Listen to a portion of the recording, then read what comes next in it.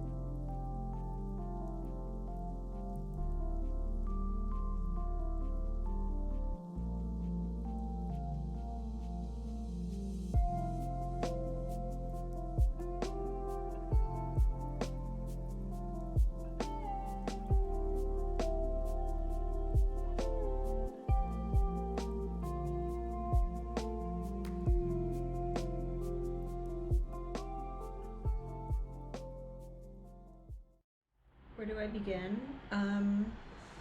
So I've been tagging like Croatia, Zagreb in my Instagram posts, and you know, some local riders have been like liking, messaging, blah blah blah, and it's just like you know, I just respond, right? Like, and then someone named Jasmine is like, you know, what happened to you?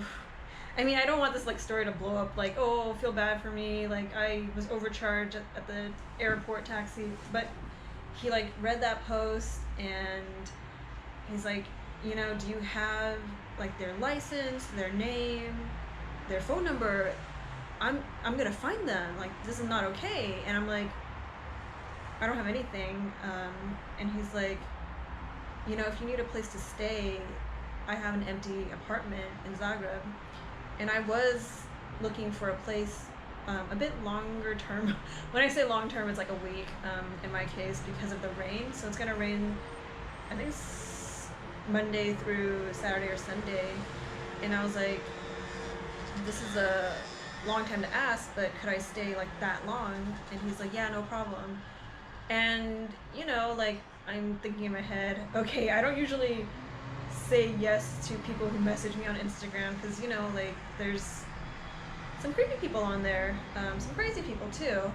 But I looked at his page, he has pictures of his dog, he rides, and riders just don't do that to each other. I don't know, I have a lot of trust in our community, which is interesting because I don't know everyone, but I still have trust in us. So I messaged him on WhatsApp, and here I am. He left me the key to his apartment, carried all my shit upstairs. When I tell you, like, my stuff's heavy, like, he was like, oh, thank you, Jasmine. He was just like winded carrying my stuff, and I was like, I can do it. Like, I'll take one of the heavy bags, and you can take the other heavy bag. Like, I'm used to it. And he's like, no, you relax. He was just like gassed. And we took the elevator, and it was just, I don't know, maybe like 30 steps from my bike, another like 20 steps to the apartment. But it's just funny. So and we were just talking, sharing stories. And he's just giving me all this advice, and I'm just so thankful. Like, you know, I did have like apprehension, like, what if this person is creepy or like whatever the case, and I just never felt that way. Like, he spent like 3 hours cleaning this apartment before I even got here, and I was like, I don't need you to clean for me, I can clean for myself if you're offering me a place to stay. And he's like, no, I'll do it. Gosh, I'm just so thankful. And for someone to feel angry about something that happened to me, like at the airport, it's just, when other people feel your emotions, like that type of empathy, it's humbling. I'm sorry, crying. This is like crying for a good reason though. It's just,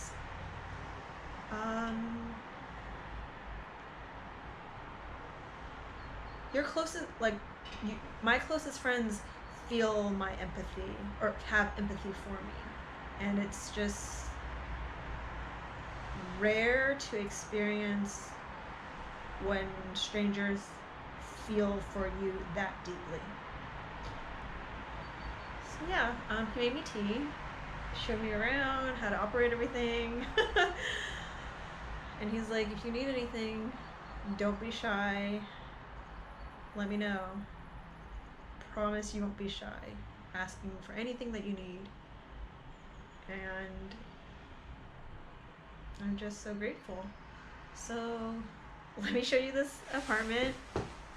I walked in and he's like, yeah, my daughter stays here. I guess that's gonna be me in a few days. But when I first walked in here, I saw this cat, and I was like, this is the universe saying, you're gonna be okay, Crystal. I like this ladybug. This googly eye monster. Look, another gato. Bathroom, look at this, like, dude, this shower looks like it's I don't know, meant to be in a space station. Kitchen. I'll show you outside.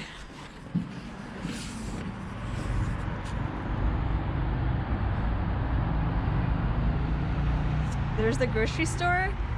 So he's traveled to the US before and he's like, oh, it's like Walmart. And I just started laughing like, you know what Walmart is? He's like, yeah, I know. He says his daughter won't let him take this down. It's kind of cute. Here's the bedroom. A whole bed, couch, TV. He's like, the TV doesn't work. And I'm like, it's okay, I don't watch TV. And he's like, I don't either. So Miss Jasmine Nguyen, my friend from home, she has this saying that everything happens for a reason. My friend Jasmine in California says this. And then when I'm talking to Yasmin, he says the same exact thing. And I'm like, okay, universe, I see what you're doing here. So yeah, I'm gonna settle in and go grocery shopping.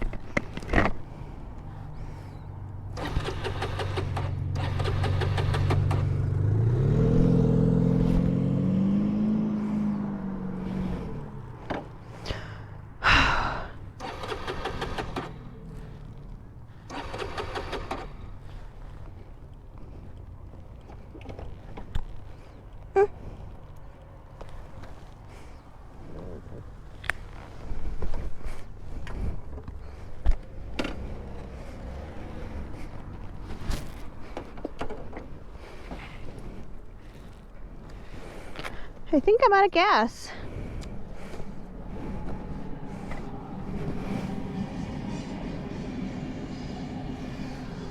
Dang, this tank is small.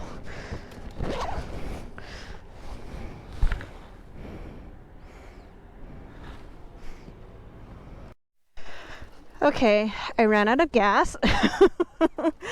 I'm gonna push this bike for about a mile. Good thing it's hella light.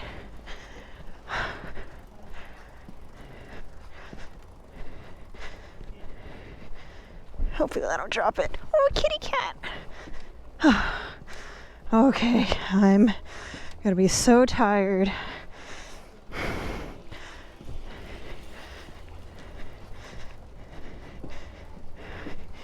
Kitty cat.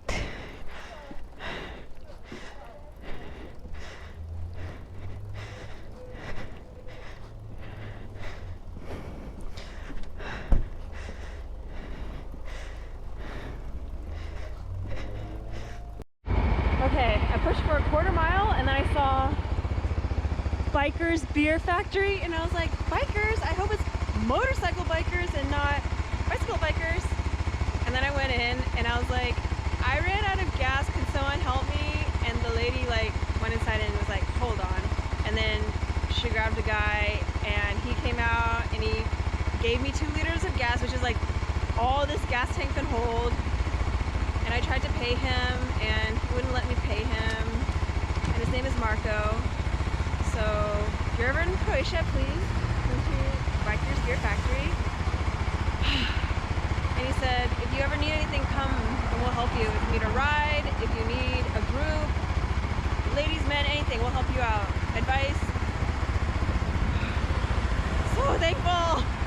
So here you fill your gas first and then you pay. Such a trusting country. Definitely would not do that in the US.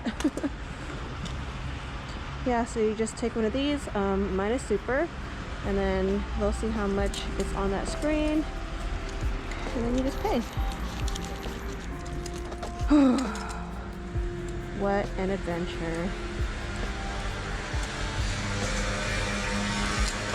So let's start. See how many kilometers we get for a full tank.